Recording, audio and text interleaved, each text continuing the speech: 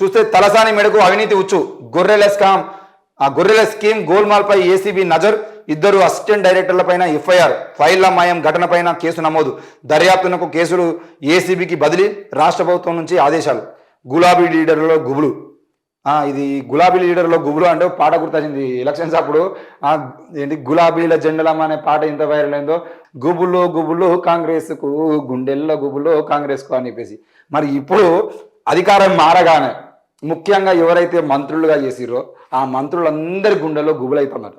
ఎందుకు గుబులైతుందనంటే వీళ్ళు చేసిన మొత్తం ఆ స్కామ్లు ఏవైతే ఉన్నాయో, ల్యాండ్ స్కామ్లు కానీ, వాళ్ళ పథకాలకు సంబంధించిన విషయంలో దళిత బంధు పథకంలో ఏం చేసిరు, రైతు బంధు పథకంలో ఏం చేసిరు, గొర్రెల స్కామ్లో ఏం చేసిరు, చేప పిల్లల కార్యక్రమంలో ఏం చేసిరు, మొత్తం ఒక్కొక్క కార్యక్రమం వాళ్ళు తీసుకునేది ఏంది, ఆ పథకం ఏంది, ఆ పథకంలో వీళ్ళ కథ ఏంది, మంత్రులు ఏం చేశారు, మంత్రుల పిఎల్ ఏం చేశారు అని చెప్పేసి మొత్తం డాటా బయటకు తీసేటువంటి ప్రయత్నం చేస్తూ ఉంటే, ఇది పోలీసులకు అప్పచెప్తే లేట్ అవుతుంది అని చెప్పేసి చక్కగా తీసుకుపోయి వాళ్ళకు ఏసీబీకి అప్పచెప్తే ఏసీబీలో చూసుకుంటారని చెప్పేసి ఏసీబీ అధికారులను మంచి అధికారులను నియమించి ఈరోజు ఏసీబీకి అప్పచెప్పేయడం ప్రయత్నం రేవంత్ రెడ్డి చేస్తున్నాడు.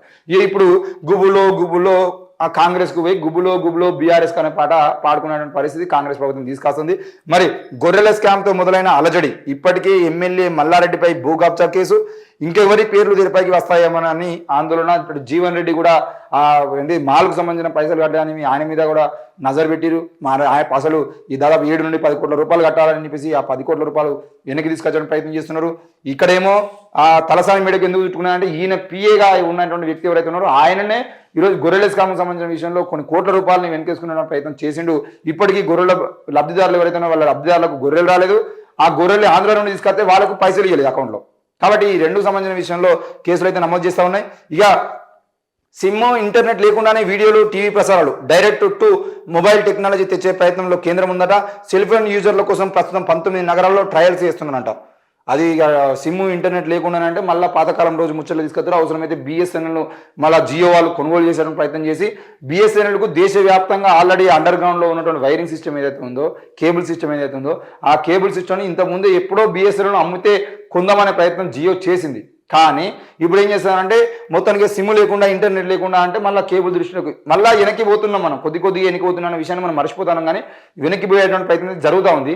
మరి ఆ జరుగుతున్న క్రమంలో సిమ్, ఇంటర్నెట్ లేకుండానే వీడియోలు, టీవీ ప్రసారాలు అన్ని ఈ వార్తలు ఎందుకు వస్తున్నాయంటే రేపటి రోజున ఈ టెక్నాలజీ వచ్చిందంటే ఇక బిఎస్ఎన్ఎల్ మొత్తానికి పడిపోతే, బిఎస్ఎన్ఎల్ మొత్తానికి తీసేసేది ఉంటే ఆ బిఎస్ఎన్ఎల్ని జియో లాంటి సంస్థలు లీజుకు తీసుకోనో కొనుక్కోనో ఆ తర్వాత మళ్ళా ఫోన్లో ఇళ్ళకు మళ్ళీ పాత ఫోన్లు వస్తాయి, డబ్బా ఫోన్లు వస్తాయి, ఇట్లా లిఫ్ట్ చేసి మాట్లాడడానికి ఫోన్లు అన్నిటి మళ్ళీ వెనక్కి తీసుకొస్తారు. ఈ మొబైల్ ఫోన్లు రేడియేషన్ పెరుగుతుంది అని చెప్పేసి దాదాపు అందరూ ఆ ఫోన్లోకి వేయడానికి ప్రయత్నం జరుగుతుంది.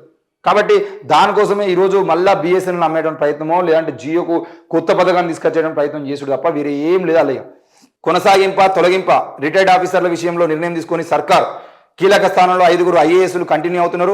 ఆయా శాఖలకు సెక్రటరీలుగా వర్క్ చేస్తున్నారు. హెచ్ఓడీలుగా పలువురు సీనియర్ ఆఫీసర్లు సైతం ఉంటున్నారు.